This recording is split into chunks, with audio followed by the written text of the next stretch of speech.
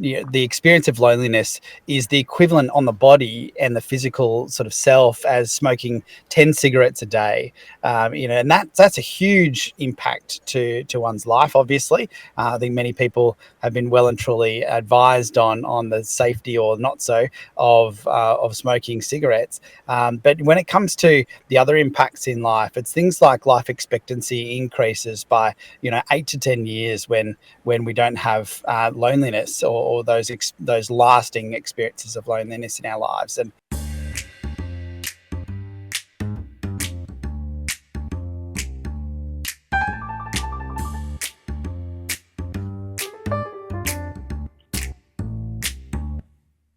this is Chocolate and Coffee Break, a compassionate proposition, a space to share stories, bridge divides, and spark meaningful connections. So grab your chocolate, pour your cuppa, and let's break down barriers, one conversation at a time. And now, here's your host, Andrea Putting. And welcome to another episode of Chocolate and Coffee Break. And I hope you've got your chocolate and you've made your cuppa and you're ready for another great episode. Here on Chocolate and Coffee Break, we believe big change can start with something as small as a shared cuppa and maybe a sneaky piece of chocolate. But today's guest, Ben Smith, and he's the CEO of Mornington Community Support Centre, and also he did a TED talk, which we're going to talk about. And he was also named as Victorian Father of the Year in 2024. Not because he has all the answers, but because he shows up and listens and loves out loud. So today we're going to be talking about loneliness, connection, and why sometimes the most radical thing you can do is actually make time for a chat. So welcome, Ben. Thanks, Andrea. Good to be with you. It's great to have you here. And I'd like to start the show with a conversation starter from my conversation starter pack. And a question I have for you is, what gives your life a meaning? Oh, just go straight for the... Yeah, I know. That's a heavy one. I love it. Well, I guess for me, the meaning of life for me comes with the connection that I have with other people and the places that I reside or visit or am. And so I guess what gives me meaning is the relationships that I have with other people, but also the land in which I am on. So right now I'm on Bunurong country here in Victoria in Australia, and I think that connection to place really kind of provides me a set of context, whether it's in time or place or season. And I think that's a really valuable place to anchor ourselves, and then obviously with the people around me. So the sense that I have connection with my friends or my family or my community. Those are the things that really kind of provide me a sense of meaning and purpose. So that's kind of where I'd probably begin that conversation. Yeah, this is important stuff there, and I think our relationships do give us a sense of meaning. But when we don't have those relationships, then that's when a lot of what we're talking about today creeps in. So you did this great TEDx talk on community, and I'd love for you to share with us a little background to that story, the essence of what you talked about in that. Yeah, I think for me, I was, without having to repeat the entire TED talk, I think, I was driving along the road one day and there was this kind of small pine plantation on the side of the road between my home and where I worked at the time. And I realized that, together, when the plantation was all there, there was rarely any trees fallen over. And it wasn't until the plantation was harvested that the remaining trees started falling down, because they just didn't have the support of people, the other trees around them, to block wind and rain and make sure that the ground was stable and all those kinds of physical relationships that those trees might have had with the things around them, to provide them a sense of protection. And I sort of reflected upon how that might relate to us in community life, and really kind of got talking or with a lot of people around what made them feel safe and supported, but also then dug deep into the research around community connection and loneliness, and really kind of how our connection to other people gave us something that perhaps I didn't give enough credence to, and that meant that when we are together in relationship with other people, regardless of who those people are, but when that relationship is meaningful and where it's sort of almost a codependency or a reliability among other people, that there are so many positive impacts in our lives, right away from those sort of sociological things around purpose and meaning and stability in life, but also then there's incredible positive health impacts to people's lives in terms of life expectancy and health outcomes that really I didn't quite fully grasp until I really dug deep. So those are the sort of things that I was exploring in that talk, and really they relate to a lot of the aspects that I've seen in community, I've witnessed, I've experienced myself, where I've been in those moments or those times in my life where I've had to rely on other people, but vice versa, when other people have had to rely on me, there is this incredible connection and sense of meaning and fulfillment in those times. So that's really what I was exploring, and it's been good to share that with the world. Yeah, and I think it's an important message, and a lot of them do reflect on the things that I talk about that importance of connecting with people. And one of the things that I've had for a while, there's kind of this ABC of what's important, is that we need to feel accepted, we need to have a sense of belonging, and we need to have the opportunity to contribute. And if any of those are missing, then people will leave a community. They will not be a part of it. If they have then they will hang around and stay. And so I really get this thing with the loneliness. You mentioned in the talk, you do some figures on loneliness, and I'd love to grab those. They at the top of your head? I can remember one which is consistent for me, and that is that the experience of loneliness is the equivalent on the body and the physical sort of self as smoking 10 cigarettes a day. And that's a huge impact to one's life. Obviously, I think many people have been well and truly advised on the safety or not so of smoking cigarettes. But when it comes to the other impacts in life, it's things like life expectancy increases by 8 to 10 years when we don't have loneliness or those lasting experiences of loneliness in our lives. And but those sorts of physical health impacts are real, and I see them every day at the community support centre where I work, where 30% of the people in our community live alone. And when I think about the impact on those people's lives if they didn't have connection in community, there's a significant reduction in life expectancy, and then obviously whilst people are living, there's obviously a lesser quality of life as well. So there's some really, really interesting research happening out there in terms of that ability for people to live a full life, the life that they want to live. And when we start looking at other aspects that are occurring right now in people's lives, in those younger age brackets as well, when we think about the social dislocation by social media being the only kind of or major form of connection between young people, my real concern is what that looks like in terms of their life expectancy, experiencing that really intense loneliness that comes with social isolation. So I'd love to see that change too. Yeah, because when you're just focused on what you can connect with, who you can connect with online, a lot of that's false. That's not that real close bond that you draw in with people when you're It's certainly one of those things that is being explored at the moment by researchers, because it's for so many of those people who are experiencing mostly online communities, there is a real connection there, but we don't know the impact of not having that physical experience, or perhaps that shallowness of experience or conversation.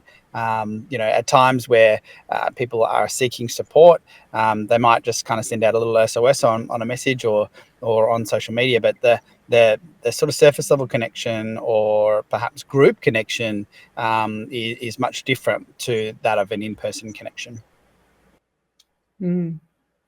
So, but how do we overcome this need for connection? It's a really interesting place to connect to connect. It's an interesting thing for us to ponder, because we all need it. And I have a lot of conversations with people around their search for this community, their search for a place where they get a sense of belonging. So that's something that we really need to keep in mind. I agree. And what I've sensed in community life is that where people have a sense of, I guess, mutual respect with other people around them, not a situation where you've got, a class-based sort of society, or perhaps there's, a parent-child relationship where there's a subservience or a separation between, I guess, the status of an individual, or those two people in that relationship, where you've got a broad level of equality, and again, a reliance. So one is reliant on the other, and vice versa. There's this real connection that can occur in those moments. I often say to people, when you have this needed relationship, so when it's a circumstance where, if you've gone, and someone that did rely upon you misses you, that's the kind of relationship that I'm talking about here. It's not just the, well, I haven't seen him in a while, that's a shame. It's the, oh, wow, I haven't seen him in a while. I'm really, I'm cut short here because I don't have the support that I need, but also I might not have the food package, or I might not have someone to bring it out, put out the bin for me, or those kind of things too. So it's this definite needed relationship that kind of goes to that level. Yeah. So we'll talk more about that in a minute, after we've had a quick break, because I'm dying for some of this chocolate. And we've got some ads from some wonderful people who support the show. So take a listen and learn something new while we grab a piece of chocolate. When I hit perimenopause, all I heard was doom and decline, until I took a sacred pause and I went searching for women who were radiant after menopause, like Dr. Christiane Northrup, Dr. Vandana Shiva, and the late Dr. Gladys McGarry, still shining at 103. In this book, I share their stories and wisdom, and the magic that menopause truly holds. 7 Wonders of Menopause is a sacred reminder. You're not ending, you're returning. Available at independent bookshops in Australia and Amazon around the world. So let's chat more, Ben, about our fierce need for independence and working back into more interdependence. The memory comes to me of my mother when she was in a retirement village and her health was declining, because she was this fiercely independent woman, and she'd be the first person to put her hand up to help anybody. But for her to ask for help or to accept help was a whole other story. And I had to say to her, Mum, people want to help. What gives them a sense of purpose. So then she was kind of reluctantly started to allow people to help her. So I'm imagining this is something that you see constantly in your work, is that people are holding back from getting help. Yeah, it's a true thing, and I wonder often where that comes from in our psychology, or in our personal experience, because I'm not sure that it's always been that way. When I look back and think back on generations, or civilizations of the past, you had clear, defined roles in community life, and you had to rely on other people. Like, it was no choice. You couldn't hunt and gather and prepare homes. You couldn't do all of the things.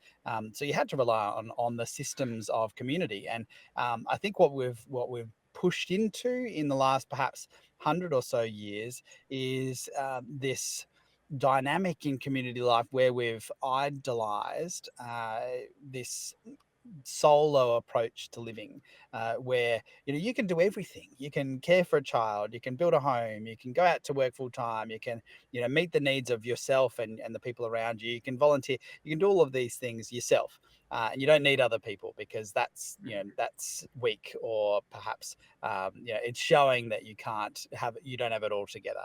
I challenge that, and I certainly see the value of relying on other people, because, again, as you said, it gives people a sense of connection with each other when they do that. One thing I do worry about a lot is the pressure that people are put under by the sort of broader sociological culture that we've developed, particularly in the Western world, where we don't want to rely on other people because it's seen as weak, or it's seen as that, yeah, again, you haven't sort of achieved that false idol of independence. I think it's a flawed concept, and I certainly see where people are able to let go of those things and those perhaps identities that are aligned with independence. There is a real success for people.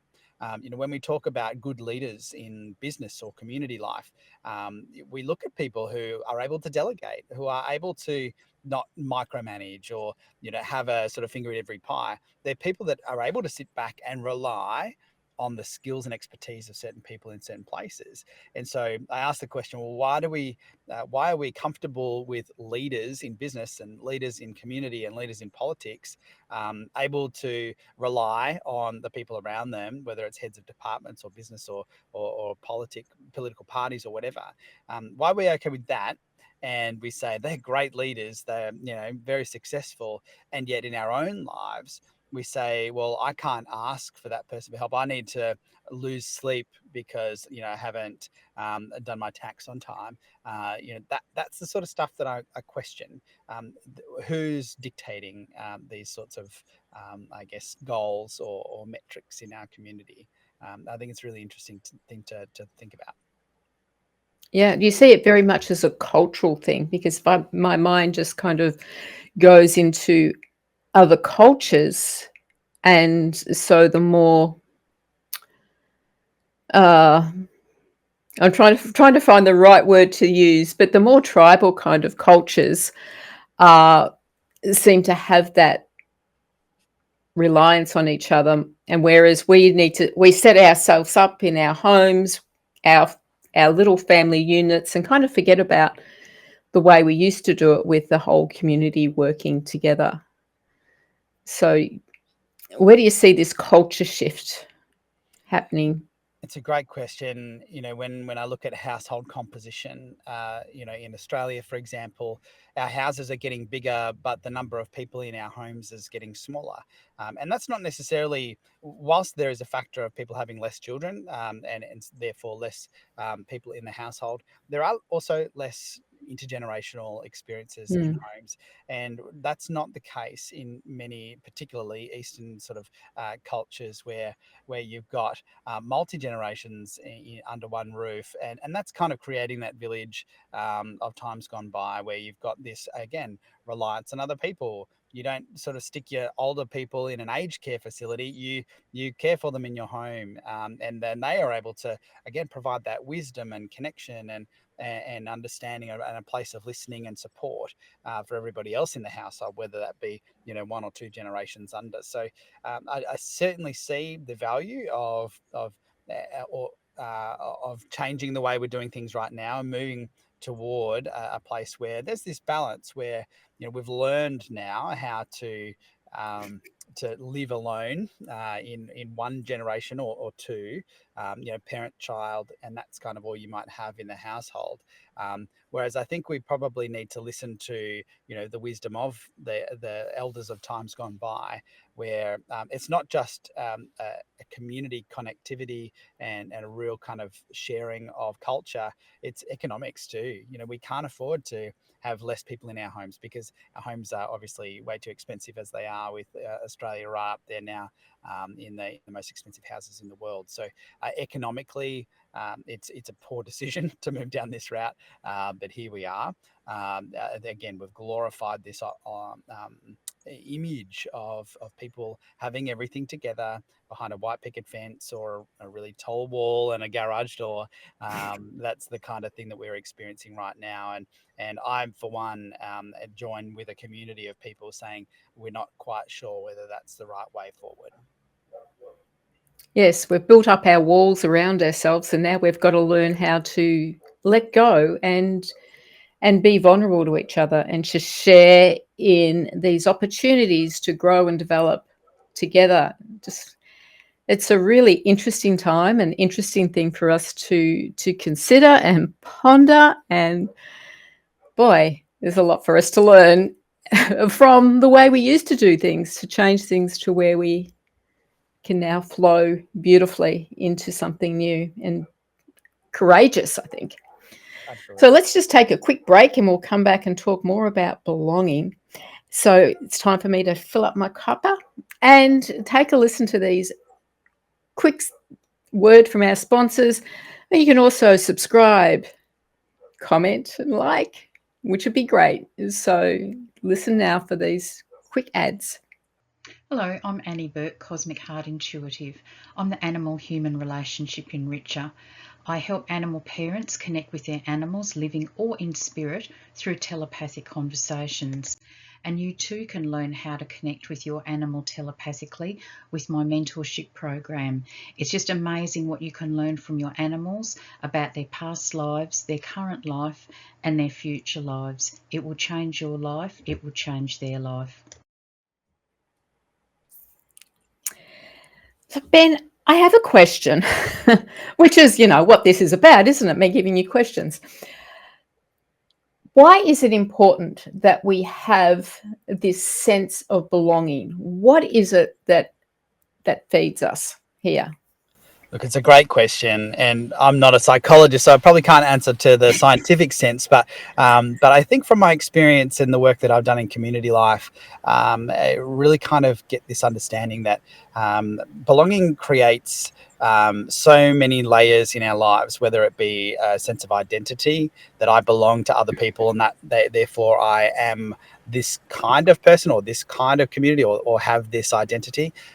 It also creates a sense of safety where one is able to relate to other people and feel a bit of sameness or connection in that sense. So when we think about, the decades old Maslow's hierarchy, we've got this baseline human need of food and shelter and water and those kinds of things to sustain human life. Those next layers of belonging and security and community life are right there, and they're interlinked with one another. And then you get into purpose and those sort of self-fulfillment types of at the pointy end of the pyramid. I think it's really important for us to reflect on how belonging matters to us. At the community centre where I work, we noticed a shift when we asked our volunteers, of which we have about 250, when we said to them, look, why do you volunteer? What is it that makes you do what you do? Where we do, food relief and assisting people when in their sort of vulnerable times. They said to us, well, obviously we want to give back. We've experienced great things in our lives, and that's why we volunteer. But we also really value the people that we volunteer with, and it gives them a sense of connection and friendship and all of those kind of things. And so when my team and I sat down and said, well, if that's a reason for people to volunteer and to sort of come out of their homes and give of themselves, a couple of hours a week, why don't we make that part of our identity? That it's actually a fulfillment exercise where we're giving people an opportunity to give, but also an opportunity to belong to something bigger than themselves. And again, for people living alone, or perhaps a newly retired individual who is sort of sensing that a need to find connection and purpose again after a life of, being an accountant or a nurse or whatever their experience was, to provide people a sense of belonging and meaning in their life by, as a consequence and an intention of coming out to volunteer in a particular exercise and program.